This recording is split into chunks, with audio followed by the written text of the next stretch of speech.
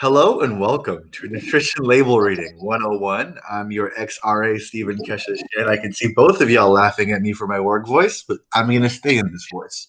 All right. So today, as you may know, this event did have a little bit of a rumble on the student side. So I'm going to tell you what this event is and what this event isn't. This event is for us to be able to get a better understanding of the label with the food we consume. It's not to count calories. It's not to do any of that, because if you were going to count calories, you wouldn't really look at the label because the calories are right on the thing itself. We're looking at macronutrients and what we can do with macronutrients to better sustain ourselves and help us pursue the things we want to pursue. Now, the general question is, so what are macronutrients? You know, you talk, a lot of people would wanted that question, and to break it down, they're simple. You have carbohydrates, you have fats, and you have protein. They're all essential in, keeping you and sustaining you. But if you would like to, at the Washington State University, we'll just go over this quickly.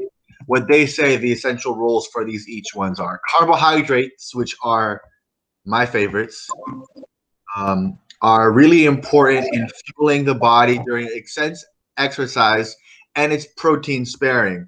So the more carbs you use, the less protein your body consumes. Your body will use carbohydrates instead. What's up, Janelle? Uh, Next, the proteins. They help repair structural muscles and all those different things. They're involved in the metabolic process, so they regulate the metabolism. And fats are energy reserve, so they're really good. Insulation and transport, but there's something they mentioned here. They're really good at hormone regulation. So fats are really good for hormone regulation. Carbohydrates are really good for what we would say kind of, explosive energy. They're the basic molecule you use. Your body breaks down everything to sugar when it's using it for energy, right? And proteins, the repair, when we want to build muscle, everyone focuses on protein. What's up, Janelle? How you doing? So, and I was just letting people know that this event isn't about counting calories, it's about knowing macronutrients. So today we're going to talk about just a little bit of these macronutrients. If you have any questions, let me know. So let me pick up something really example. This is bread, Sara Lee's artisan bakery bread.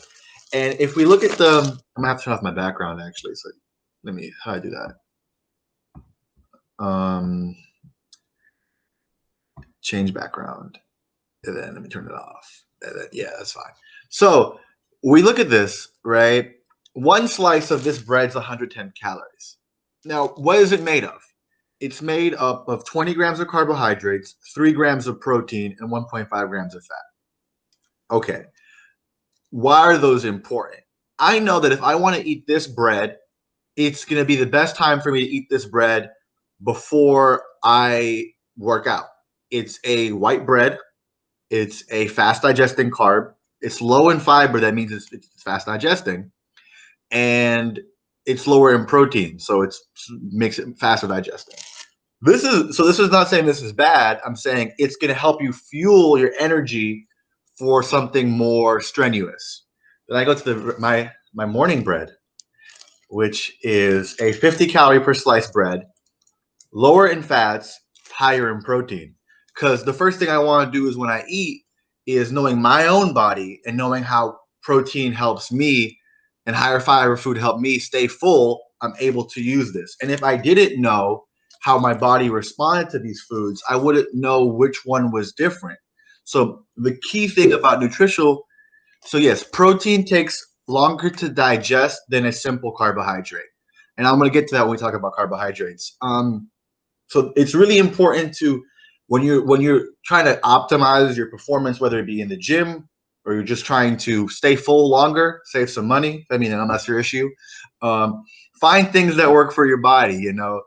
I used to respond better to high fats foods. I grew up, a lot of dairy and yogurt and cheese and stuff.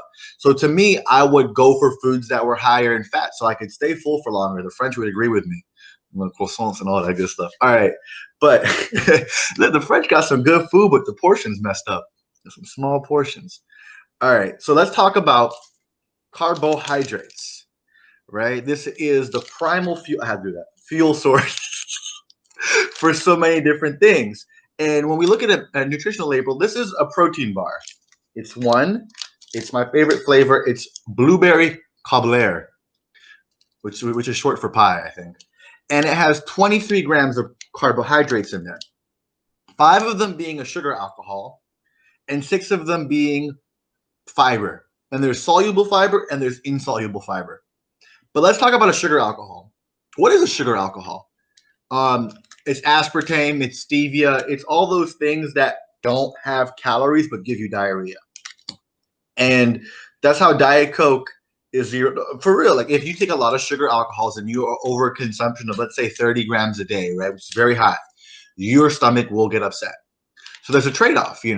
What you may have 0 calories in this, or it might have impact on your blood sugar, but it does affect you in other ways. And you have dietary fiber, and they break it up between insoluble and soluble fiber. So they introduce these grams, right? And if we were to count these, right, we were to add up these macronutrients, and we know that each gram of fat is 9 calories, and each gram of carbohydrates and proteins are both 4 calories. If we were to add this up, it would be higher than the actual item. What these companies do is they say, we're going to remove the total calories from fiber and from the sugar alcohols to make it look less calorie. Now, if it's soluble fiber, which this is, the calories count. So what they're doing is using sneaky tricks to make this seem lower calorie, to make it seem healthier, to seem more protein-based. It's a protein bar with more carbohydrates than there are protein. So it's a carb bar. You could have a Kit Kat bar instead if you really wanted to. But if you want to prioritize a more protein macro, you can do that. So what I'm saying is that companies are always going to do stuff. There's a time of consuming protein matter, talking about working out. So when we talk about protein synthesis, it does matter when you talk about optimizing muscle growth. So if you're going to have several meals a day, you're working on recovery, I'll get to that, right? If you're going to have 100 grams of carbohydrates in one meal, and that be your entire carbohydrate intake, your protein synthesis is going to spike up pretty high and then go back down and stay down. But if you're having multiple meals a day with, let's say, 4 meals a day with 25 grams of protein each, yes, the protein synthesis will go up, so you'll be able to build more muscle. So we think of protein as recovery. Carbohydrate is the recovery. If you work out and you don't have carbohydrates for a couple of days and you try to strength train, you'll realize you have no strength, and the next day you'll feel very tired and lethargic. Carbohydrate is the primary source. But yes, Femi, protein time does matter. But what does it matter is that you're just having it spaced out. What are good foods that will help you with your sleep? It's not a food. It's called melatonin. Pop a couple of those and you'd be knocked out. Yeah, so that's essentially the main crux of it, is that we're going to get into foods very similar.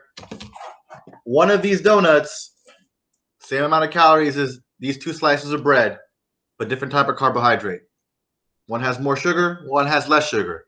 Faster digesting, still fast digesting, slower digesting. So we can look at it as a food that has more fiber. Carbohydrate that has more fiber is going to be slower digesting. It just keeps you full longer. All right, now to the part where y'all came for, the food giveaway. Janelle, I don't know, bro. Good luck. All right, so Femi, you were the first one. And if you have any questions about, okay, relax, Kay. If you have any questions about why understanding a label is important outside, fuck the calorie. Can't cuss during my own damn events. All right, this ain't going nowhere. Fuck the calories.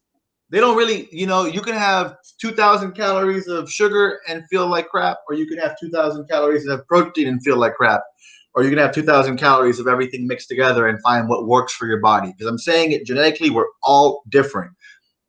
Like Americans, they prioritize carbohydrates. You go to other places where they prioritize fat. So it's that, genetically we've all evolved to react differently to different types of food. So what I'm saying is, with these nutritional labels, you're able to experiment with different compositions of food and see how your body reacts to them. All right, Femi.